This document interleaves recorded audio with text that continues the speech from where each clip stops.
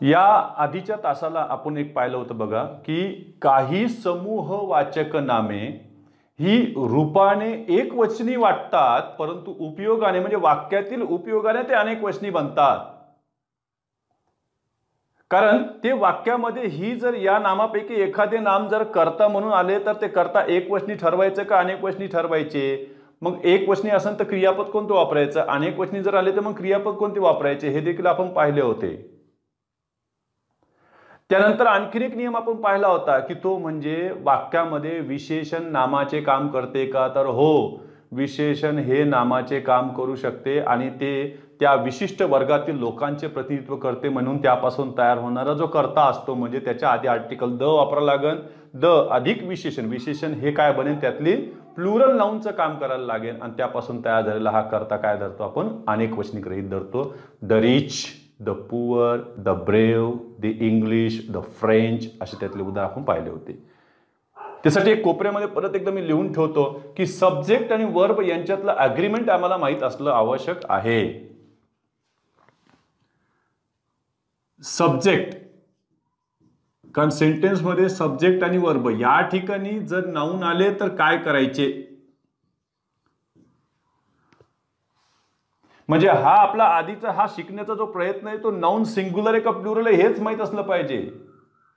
नाही तर आपल्या डोक्यात घुसलेलं की नामाला यस यस लागले की नाम अनेकवचनी, पण आपण पाहिलंय की नामाला यस यस नाही लागलं तरी नाम अनेकवचनी निघायला लागलं आणि नामाला यस यस लागलं तरी नाम एकवचनी निघेल, असं पुढे आपण शिकणारच आहोत. बघा, सब्जेक्टच्या ठिकाणी येणारं नाऊन आणि त्या नाऊनच्या ऐवजी आपल्याला प्रोनाऊन वापरायचे आहेत, ते वापरून बघा. मग इथलं जर सब्जेक्ट सिंग्युलर असेल तर वर्ब सुद्धा सिंग्युलरच असेल. मग यातही बघा बरं, सिंग्युलर एक तर ते नाऊन असेल किंवा प्रोनाऊन असेल, हे आपण वरच लिहून ठेवलं. प्रोनाऊन पण आपण ठरवून घेतले बघा, ही किंवा शी किंवा इट यांच्यापैकीच असेल. वर्ब कोणते, आपण एक टेक्निक लक्षात ठेवली, सिंग्युलर नाऊन असेल, सब्जेक्ट सिंग्युलर असेल तर वर्ब सुद्धा सिंग्युलर, म्हणजे एंडिंग कशाने सुरू होईल त्याची, यस न एंड होईल. बघा बरं, याच्यामध्ये कोणी इज, वॉज, हॅज, डज यांच्यापैकी, म्हणजे वर्बला यस किंवा ईएस लागलेला असेल. एक जर तुमचं सब्जेक्ट प्लुरल असेल, प्लुरल सब्जेक्टला वर्ब सुद्धा कसं पाहिजे, प्लुरलच पाहिजे. प्लुरलच्या स्पेलिंग मध्येच यस नाही बघा, PLURAL याचा अर्थ आहे ना यस मला मेंबर चालणार नाही, मग इथं प्लुरल नाऊन येईन किंवा त्याच्या ठिकाणी प्लुरल प्रोनाऊन येईन. आले, या ठिकाणी तुम्हाला इज घेता येणार नाही, काय घ्यावं लागेल, आर, वॉज नाही तर वर, हॅज नाही तर हॅव आणि डज नाही तर कोण, डू. डू म्हणजे फर्स्ट फॉर्म, त्याला यस यस प्रत्यय नसते. हे यासाठी लिहून ठेवलं प्रत्येक वेळेस किती कामात पडतील आपल्या. मग आपण पुढच्या नियमाकडे चाललोय आता, ते म्हणजे झिरो प्लुरल्स कडे. काय झिरो प्लुरल्स पहा बरं.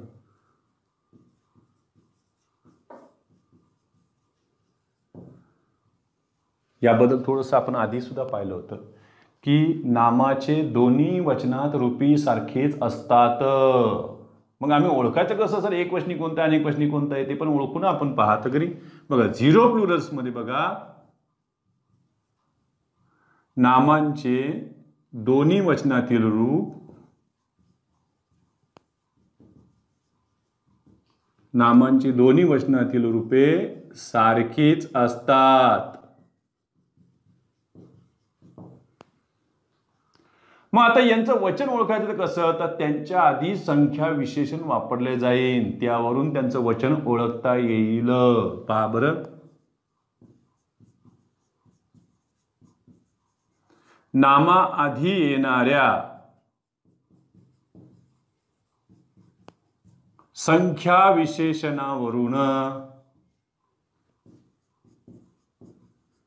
या नामाचे वचन ठरवावे.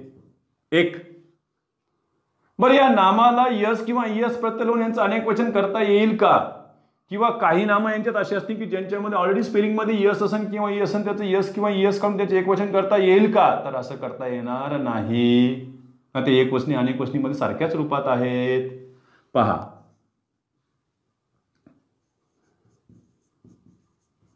या नामास यस किंवा इयस प्रत्यय जोडून त्यांचे अनेक वचन करू नये.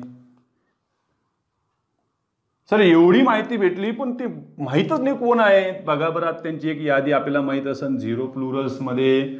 त्यामध्ये आपण घेतलं होतं S H double E P sheep Deere.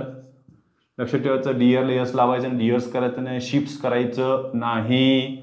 Ship झालं, त्याच्यानंतर डियर झाले, स्वाईन झाले.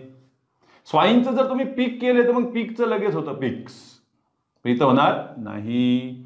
चल स्वाईन. त्याच्यात काही माशांची नावं सुद्धा आपण पाहिली बघा, कॉड, ट्राउट, त्याच्यानंतर सामन. इलेक्टोरेट मतदारसंघ हे सुद्धा शब्द पाहिलेला आहे आपण. त्याच्यानंतर आलेलं बघा सिरीज, स्पेसीज, एक जात किंवा अनेक जाती. CORPS कॉर्स, या शब्द पाहिलं कॉर्स वेगळं, कॉप्स, कॉप्स, कॉप्स कॉप्स ज्याला आपण डेड बॉडी म्हटलं. कॉर्स म्हणजे ट्रूप, सैन्य, एक तुकडी किंवा अनेक तुकड्या. त्याच्यानंतर डाईस, ते देखील याच्यातच येते. एअरक्राफ्ट, स्पेसक्राफ्ट, गॅलर्स म्हणजे याला आपण वधस्तंभ म्हटलेला आहे. आता आपल्याकडे दिलेलं बघा यांचं एक वचन अनेक वचन कसं ठरवायचं. त्यांच्या आधी येणाऱ्या संख्या विशेषणावरून त्यांचं सिंग्युलर प्लुरल तुम्ही ठरवू शकता. यांना यस यस लावून त्यांचं अनेक वचन करू शकत नाही. तर बघा बरं, एक्झाम्पल मध्ये मी दिलं इथे, A series of lectures dash delivered was वर कशावरून ठरवायचे सिंग्युलर आहे का प्लुरल. काय म्हणते सर लेक्चर्स अनेक आलेले आहे त्याच्यामुळे इथं वरच घ्यावा लागेल. लगेच जवळच्या नामाचा संबंध लावला. खरा सांगा एवढा मोठा सब्जेक्ट आहे त्याच्यातला मेन लेक्चर्स आहे का सिरीज आहे. अ सिरीज ऑफ लेक्चर्स, हे ऑफ लेक्चर्स हे प्रिपोजिशन फ्रेज मधलं नाऊन त्याच्या कामाचं नाहीये. त्याच्यावर सब्जेक्टचं वचन ठरवता येणार नाही. कोण ठरवणार याच्यामध्ये. अ सिरीज म्हणजे सिंग्युलर झालेलं आहे सब्जेक्ट. वर्ब सुद्धा आम्हाला सिंग्युलर पाहिजे. उत्तर काय त्याच्यामध्ये वॉज. गडबडीमध्ये लगेच वर घेऊ नका. दुसरं घेतलं आम्ही बघा बरं, मेनी इंटरेस्टिंग. आता रिकामी जागा ठेवतो. Dash dash of lectures dash delivered. तुम्हाला पर्याय लगेच दिला बघ बरं आम्ही सिरीज, दुसरं दिलं आम्ही तो वॉच, दुसरं दिलं सिरीजेस वर, तिसरं दिलं आम्ही सिरीज वर. आणखी लिहू शकतो आम्ही सिरीजेस वॉच. नको एवढ्यातच बघूया आपण पहिले कोणता आहे तर. चला काय म्हणतील, सिरीज वॉज ही पण जोडी बरी वाटायला लागली. सिरीज वॉज आणि इकडे सिरीज वर. सिरीजेस तर होतच नाही. मग दोघांपैकी कोण घ्यायचं पहिले पहा. नाही तर मेनी इंटरेस्ट. इथे काय अ सिरीज, अ म्हणजे एक आणि तर मेनी याचा अर्थ काय झालं मोर दॅन वन झाले. मेनी इंटरेस्टिंग सिरीज वर. इथं तुम्हाला नाऊन पाहिजे होतं आणि इथं तुम्हाला वर्ब पाहिजे होतं. हे आलं many interesting series of lectures वर डिलिव्हर्ड. परीक्षेत असे सुद्धा उदाहरणं आलेले आहेत बघा बरं. Choose the correct sentence or sentences. उदाहरण घेतलं याच्यामध्ये बघा, a gallows has been erected.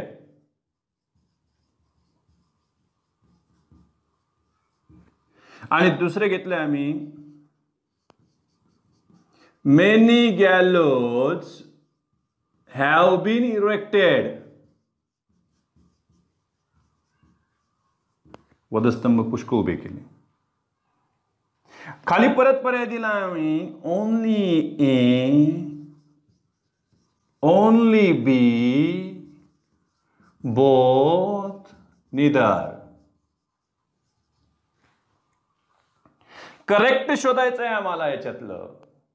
आता काही जण लगेच डोक्याला आम्हाला सुरुवात करतील काय, सर इथं अ पण घेतलं गॅलोच, शब्दच माहित नाही, अ गॅलो पाहिजे होतं, सरांचं चुकलं वाटतं, यस लावलंय इथं, ठीक आहे मेनी गॅलोज हे बरोबर आहे, हे बरोबर, याचा अर्थ ए चुकलंय बी बरोबर आहे असं तर्क लावू नका. गॅलोज सिंग्युलर प्लुरलमध्ये सेम फॉर्ममध्ये आहे, त्याच्यातलं यस काढता येणार नाही, त्याला आणखी यस लावता येणार नाही, आहे तेच राहू द्या.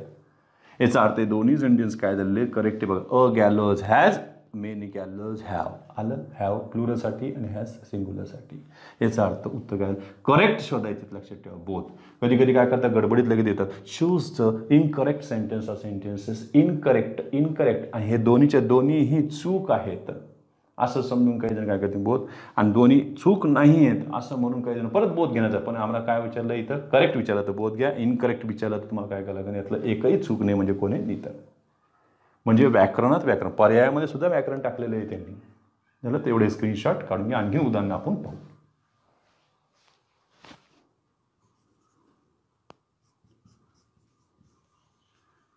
We want 2 dice to play this game.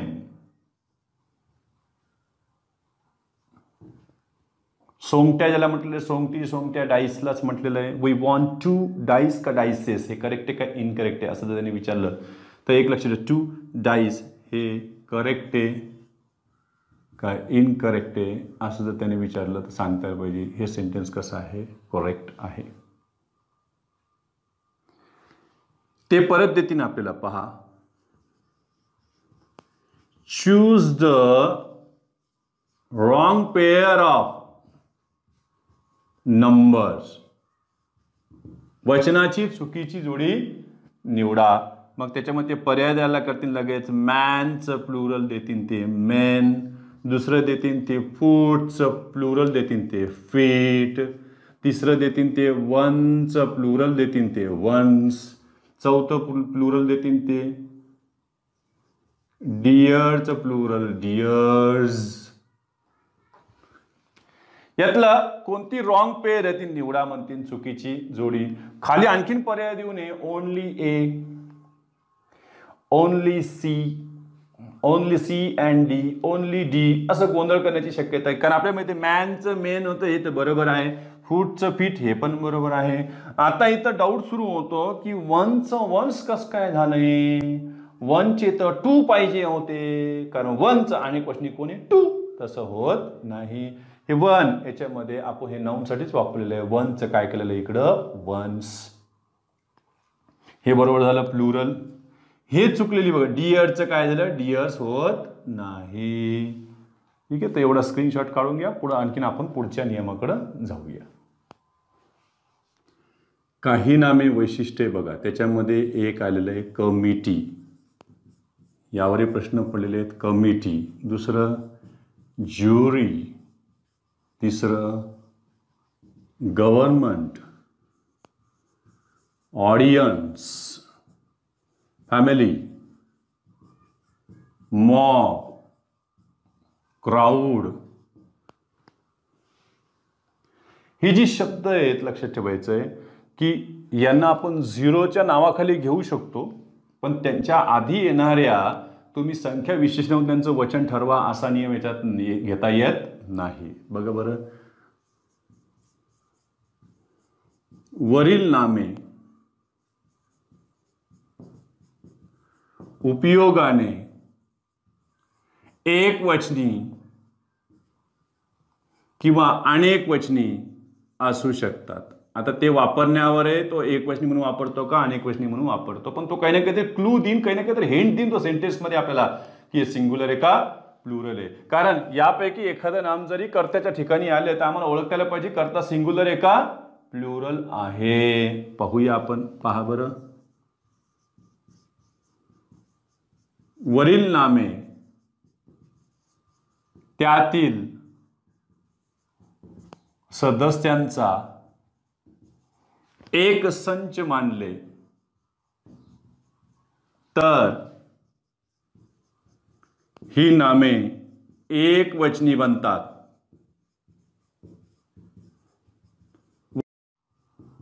It, itself यासारखे सर्वनाम किंवा इट्स सारखे ॲडजेक्टिव्ह वापरले जाते. म्हणजे एक हिंट भेटेल सेंटेन्समध्ये, जर हे नाऊन यापैकी एखादं नाऊन जर सिंग्युलर म्हणून जर ते ट्रीट असेल, तर ट्रीटमेंट दिलं जातं सिंग्युलर म्हणून, तर त्याची हिंट देण्यासाठी सेंटेन्समध्ये वर्बच्या नंतर पुढे कुठेतरी नामाच्या आधी एखादा असा ॲडजेक्टिव्ह वापरलेला असेल किंवा एखादं हे प्रोनाउन वापरलेलं असेल, ते आपण शोधू ना. चल आणखीन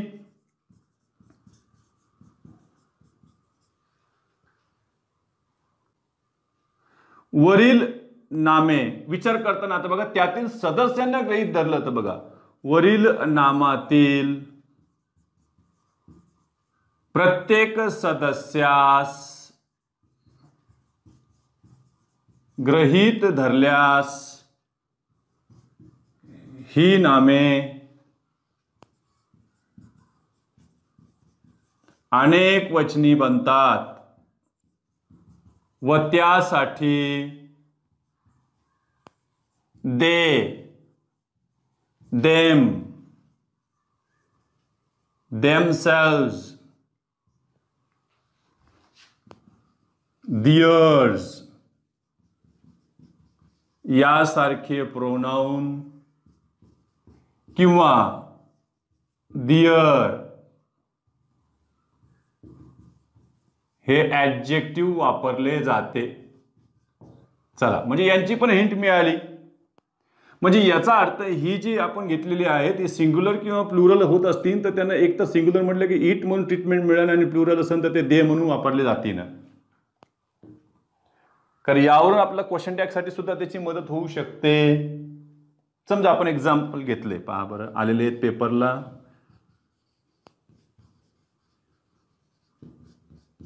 The committee were divided in its opinion.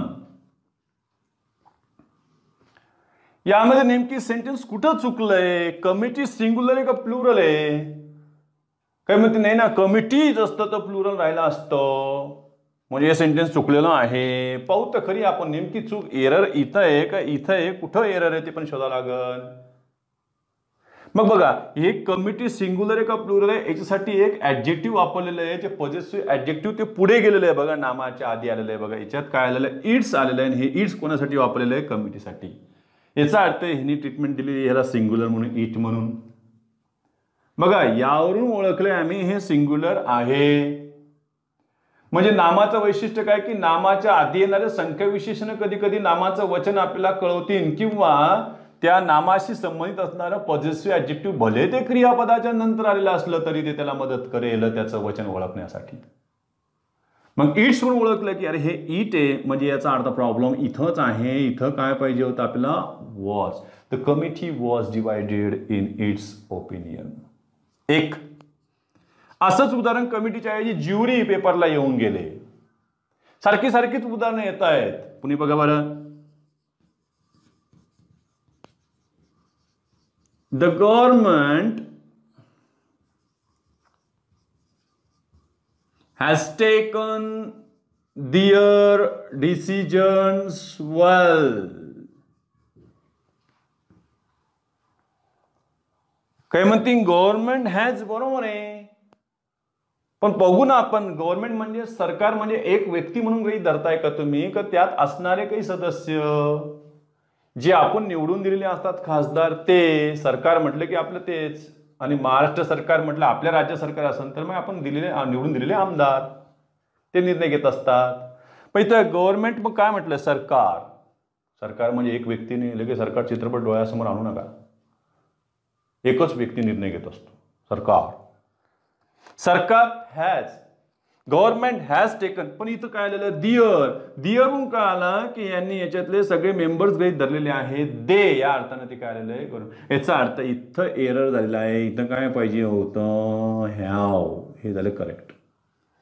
The government have taken their decisions well, या अर्थानं ते वापरले जाईल. तसंच फॅमिलीला सुद्धा तुम्ही इज किंवा आर वापरू शकता. त्याच्यामध्ये पुढचं उदाहरण पाहू, त्यातलं त्यांनी कसं वापरलं त्यावर आधारित. ऑडियन्स सुद्धा, ऑडियन्स पण लक्षात घेतलं तर ऑडियन्स म्हणजे पूर्ण एकच धरलं तर गृहीत धरलं तर हे प्रेक्षक झाले, पण त्याच्यामध्ये सुद्धा पार्ट पाडलेले असतात, त्या प्रत्येकाचा विचार केलेला असतो. जसं कोई मिल गया हा चित्रपट जर पाहिला तर त्यामध्ये जवळपास त्यांनी नुसतं प्रेक्षक म्हणून नाही तर प्रेक्षकातला सुद्धा प्रत्येक वर्ग, म्हणजे लहान मुलांसाठी तो मंदबुद्धीचा दाखवला, मुलामध्ये खेळत असतो तेव्हा म्हणजे लहान मुलं खुश झालेत. लगेच तो तरुण बनतो, लगेच त्याच्यावर जादू होती आणि त्यानं काय होतं, लगेच तो हिरो, लगेच त्याला हिरोईन, लगेच गाणे आले, सगळे तरुण पिढी खुश, सर्वच खुश. ठीक आहे, तर एवढं स्क्रीनशॉट काढून घ्या. संख्यावाचक नामांविषयी आपल्याला आता पाहायचं आहे. मुद्दाम करून मी ह्याच टायटल खाली ठेवलेलं आहे सध्या तरी. संख्यावाचक नामे, त्यामध्ये बघा बरं, सुरुवातीला मी इथे घेतलं डझन, म्हणजे एकूण 12 संख्या, वस्तूंची 12 संख्या असेल तर त्याचा आपण 1 डझन गृहीत धरतो. आणि अनेक, जर त्याच्या आधी आपण संख्या विशेषण जर वापरले त्यांचं अनेक वचन करायची काही गरज नाही आहे, ते अनेक वचन होतीलच. डझन, त्याच्यानंतर स्कोअर, हे 20साठी असतं. 12 डझनचं मिळून ग्रॉस तयार होतं. 100 असतील तर तुम्ही 100 म्हणता. झालं. पुढे 1000, हे सुद्धा तुमच्या वाचण्यात आहेतच. ही संख्यावाचक नामे आहे.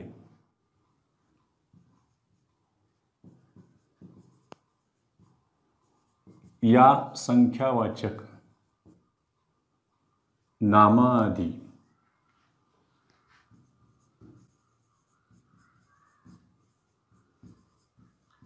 संख्या विशेषण वापरले जात असेल तर या नामांचे पुन्हा यस इयस प्रत्यय जोडून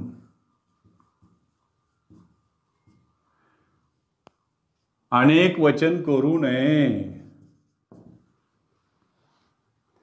त्यांच्या आधी तुम्ही संख्या विशेषण जरी लावलं तर त्यांचं अनेक वचन होणार नाही. तुम्ही अ डझन म्हटलं तर 1 झालंय. मी म्हटलं 12 डझन घेतलं तर बघा बरं, याच्यामध्ये मी इथे घेतलं 12 डझन, त्याला यस लावता येणार नाही. 12 dozen dash a gross, make a gross का मेक्स अ ग्रॉस, असं परीक्षेला उदाहरण येऊन गेलेलं आहे. पण 12 डझन जरी असलं तरी हे आपण प्लुरल फॉर्ममध्ये जरी असलं, हे एकक जरी असलं तरी यापासून तयार होणारा सब्जेक्ट हा सिंग्युलर मानलेला आहे. आपण याला यस लावलेलं नाही. सिंग्युलरला काय गेलं नाही तर आपल्याला makes, 12 dozen makes a gross, हे त्याचा आन्सर झालेलं आहे. पुन्हा पहा, वरील संख्यावाचक नाम हे नामाआधी येऊन विशेषणाचे कार्य करत असेल तर त्यांचे अनेक वचन करू नये. मग त्याने यस यस लावून त्याचे अनेक वचन करायचं नाही, कारण ते विशेषणाचा भाग झालेले असतात. पहा एक्झाम्पल मध्ये,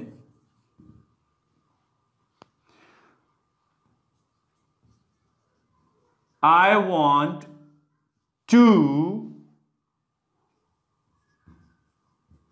500 rupee notes. काय हवे मला? मला 2 नोटा हव्या आहेत. हे काय 2 नोट्स, काय त्याला करन्सी म्हणतात. 2 नोट्स कितीच्या? बघा 500 रुपयाच्या. मग याला यस लावू नका लगेच. Marathi translation I want two 500 rupees notes. Rupees notes नको. रुपी हे ऍडजेक्टिव्हचा भाग झालेला यांना कोणालाही तुम्हाला यस लावून अनेक क्वेश्चन करता येणार नाही. जर तुम्हाला इथं नोट्स नको असत्या तर मग तुम्ही काय केलं असतं बघा बरं. आय वॉन्ट 500 रुपीज मला असं म्हणावं लागेल. मग इथं तुम्हाला टू सुद्धा घेता येणार नाही. हे ऍडजेक्टिव्हचा भाग झालेला आहे त्याला. पहा बरं. एक उदाहरण असं सुद्धा परीक्षा लिहून गेलं. John wrote a 1000 line poem. त्यांनी याला 4 वेळेस दिलं तर बघा. John wrote a 1000 lines poem. लाईनला यस लावलं. Lines poem. एका ठिकाणी लिहिलं तर जॉन राईटला यसच लावलं नव्हते. तरी कार्यक्रम चालूच होता. कुठं ना कुठं तर चूक होती आणि ते 4चे 4 वाक्य काय त्याच्यामध्ये चूक होते. माहित John wrote a 1000 line. 1000 line me yes लावलेलं नाही. लाईन 1000 लाईन तिथं यस लावलं. 1000 लाईन्स पोयम असं म्हणता येणार नाही. 1000 ओळीची काय लिहिली त्याने कविता लिहिली. 1000 लाईन पोएम्स. म्हणजे यामध्ये विशेषणासारखा जर वापर झाला तर त्यांच्यामध्ये तुम्हाला त्यांचं अनेक वचन वापरता येणार नाही. त्यांच्या नंतरच्या नामाचं अनेक वचन वापरता येईल. पुन्हा आपण एक पहिलं सुरुवातीला पाहिलं की या नामाच्या म्हणजे या संख्यावाचक नामाच्या आधी सुद्धा जर तुम्ही संख्या विशेषण वापरले तरी या नामाचं अनेक वचन करता येणार नाही. पुन्हा यस यस लावून.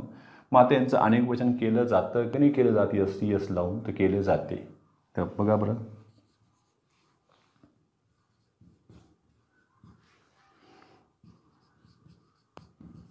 वरील नामाआधी संख्या विशेषण नसेल तर या नामांचे अनेक वचन केले जाते.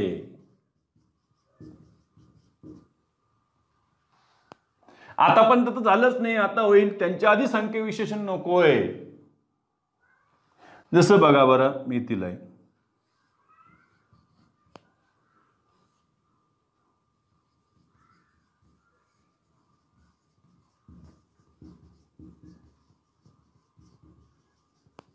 पर्याय नंबर 1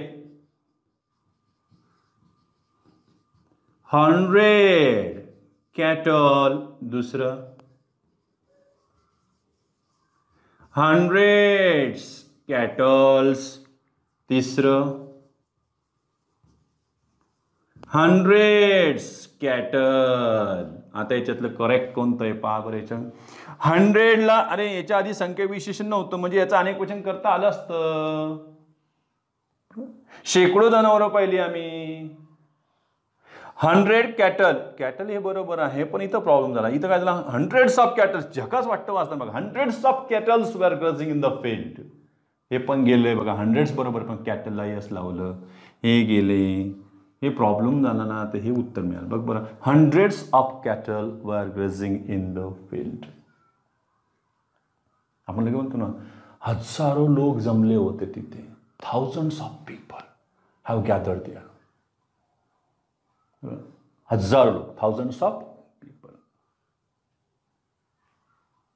पुष्कळ डझन आंबे आणले आम्ही. मग काय करणार त्याच्यामध्ये आता. We bought dozens of mangoes.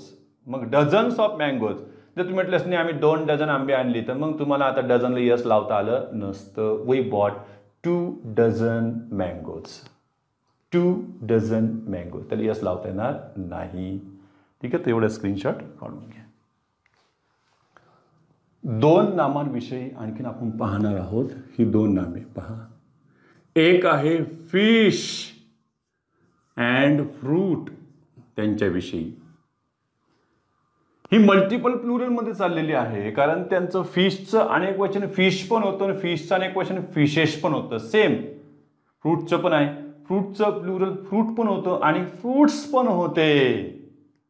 पण नेमके आता यांच्या अर्थात कसं गृहीत धरायचं आम्ही तर पहा. सर्वात पहिले फिश.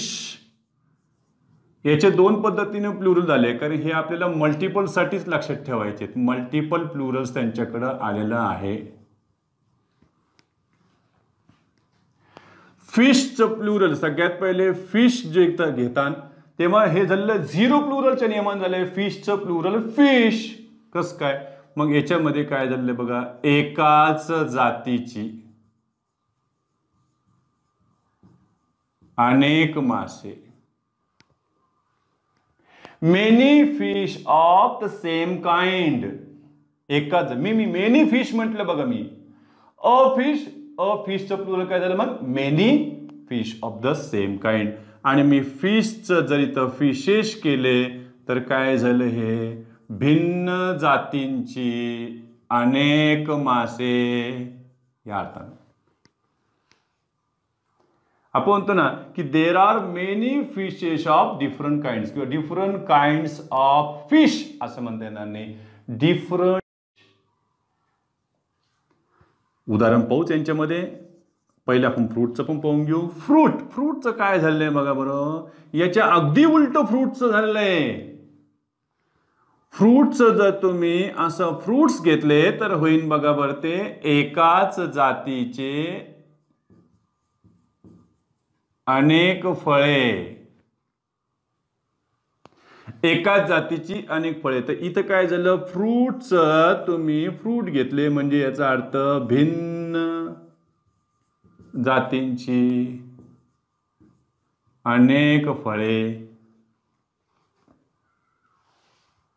जसं आपल्या घरी जर पूजा असली सत्यनारायणाची आणि आपण जर ब्राह्मणाला बोलवलं पूजेसाठी, तर तो आदल्या दिवशीच आपल्याला काहीतरी लिहून देतो एक यादीची यादी, आणि त्याच्यामध्ये लिहिलं असतं की 5 प्रकारची फळे आणा. 5 फळे आणा म्हणत नाही, नाहीतर आपण फार हुशार आहोत. 5 फळे म्हटलं की 5 अंगूर ठेवून दिले असते, नाही तर सगळ्यात स्वस्त आणखी 5 चिकू ठेवून दिले असते, कारण 12 महिने अंगूर अवेलेबल नाहीये. म्हणून ते म्हणतात की 5 प्रकारची फळे आणा. म्हणजे 5 फळे म्हणजेच काय, 5 मोजून वेगवेगळ्या प्रकारची थोडीच आणणार आहे तुम्ही. कमीत कमी पावशेर अर्धा किलो तरी आणणार, म्हणजे बाकी तुम्ही घरी खाणार. त्या निमित्तानं आपल्या घरी फळ येईल. नाहीतर आजारपणातच फळ नशिबी असतं आपल्या, आणि जो आजारी असतो त्याला भेटतच नसतं, दुसऱ्यालाच भेटत असतं. मग ते फ्रूट पाहून आपण आता इथं काय काय येतं बघा बरं. एक्झाम्पल मध्ये समजा इथं घेतले, फक्त तुम्हाला करेक्ट इनकरेक्ट उदाहरण त्यातलं पाहायचं, दुसरं काहीच नाही याच्यामध्ये. There are many dash of the same kind in the pond. एकाच जातीची अनेक या अर्थाने घेतलेलं आहे. मग त्यांनी तुम्हाला पर्याय देते ना, ते फिश घेणार आहे का फिशेस घेणार आहे. मग काय सेम काइंड म्हटली तर काय पाहिजे आम्हाला, फिश. दुसरे घेतले बघा बरं.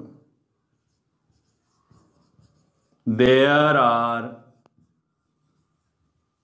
Different kinds of fish in the pond. Correct आहे का इनकरेक्ट आहे. डिफरंट काइंड्स भिन्न जातीची अनेक मासे. अरे याच्यात गेलं ना, उडालं नाही. याच्यामध्ये काय पाहिजे होतं, फिश ने different kinds of fishes. Different kinds of fishes हे त्याच्यामध्ये पाहिजे होतं आन्सर. पुढे पाहूया आपण.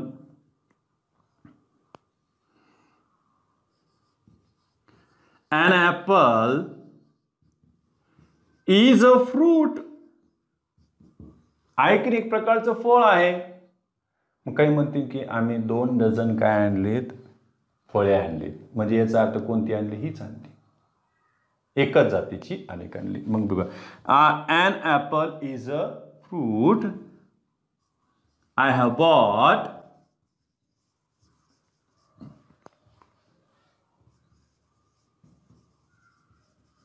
2 डझन फ्रूट्स. हे सेंटेन्स बरोबर आहे का चूक आहे. चला, an apple is a fruit म्हणजे पहिलं वाक्य आम्ही ॲपलला काय म्हटलेलं आहे, फ्रूट म्हटलेलं आहे. याचा अर्थ आम्ही 2 डझन काय विकत आणलेली. बघा मी डझनचं पण प्लुरल केलेलं नाहीये, 2 डझन, डझन्स नाहीये. हे सगळे एकूण एक नियमाचं भान ठेवावं लागेल आपल्याला उदाहरण तयार करताना सुद्धा. I have bought 2 dozen fruits हे करेक्ट आहे, कारण इथं फ्रुट्स हे काय झालं, एकाच जातीची अनेक. याचा अर्थ मी काय केलं, I have bought 2 dozen apples, या अर्थाने ते सेंटेन्स घेतलेलं आहे. त्याच्यानंतर म्हणजे हे काय झालंय, करेक्ट सेंटेन्स आहे, काही वाद नाही. मी तर घेतलं बघा बरं, fruits and vegetables are essential in our regular diet. Fruits and vegetables म्हणजे एकाच जातीची आणि खायची का तुम्हाला, नाही, भिन्न भिन्न जातीची फळं, कमीत कमी दोन भिन्न जातीचे तरी त्याच्यामध्ये फळे असली पाहिजे रोजच्या जेवणामध्ये. फळभाज्या वेगळ्या, फळं वेगळी. व्हेजिटेबल्स हे परमनंट प्लुरल फॉर्ममध्ये असतं, ते सिंग्युलरमध्ये येत नाही. याला सिंग्युलरमध्ये येता येतं, प्लुरलमध्ये. पण नेमकी याचं कोणतं प्लुरल फॉर्म घ्यायचं, तर फ्रुट्स अँड व्हेजिटेबल्स ऐकायला किती छान जरी वाटलं तरी ते बरोबर नाही आहे, चूक आहे. म्हणून जिथं जिथं तुम्हाला फ्रूट अँड व्हेजिटेबल्स असं लिहिलेलं असेल दुकानावर बघायचं, चेक करायचं नाही फ्रूट अँड व्हेजिटेबल्स लिहिलं का फ्रूट्स अँड व्हेजिटेबल्स लिहिलं इंग्लिशमध्ये लिहिलं असेल तर हे इथं चुकलेलं आहे. तर फ्रूट्स नाही पाहिजे, इथं काय पाहिजे होतं, fruit and vegetables, fruit and vegetables. याचा अर्थ हे सेंटेन्स काय झालं, रॉंग. इथं चूक आहे, मी दाखवलेली आहे. ठीक आहे, तर इथं आपण आज थांबूया. उद्याच्या तासाला आणखीन आपण पुढे निघूया. आपल्याला खास करून बघायचं ते म्हणजे अनकाउंटेबल नाऊन, कारण एवढ्या वेळामध्ये ते होणार नाही आहे. अनकाउंटेबल नाऊन पण मोठा आहे. अनकाउंटेबल नाऊन त्याच्या पुढेही आपण अशी काही नामेसुद्धा पाहणार आहोत की ती नामे रूपाने अनेक वचनी दिसतात पण उपयोगाने एकवचनी असतात. त्यानंतर आपल्याला समेशन प्लुरल्स देखील तो नियम देखील बघायचा आहे. तो उद्याच्या तासाला आपण पाहूया. तोपर्यंत थांबूया.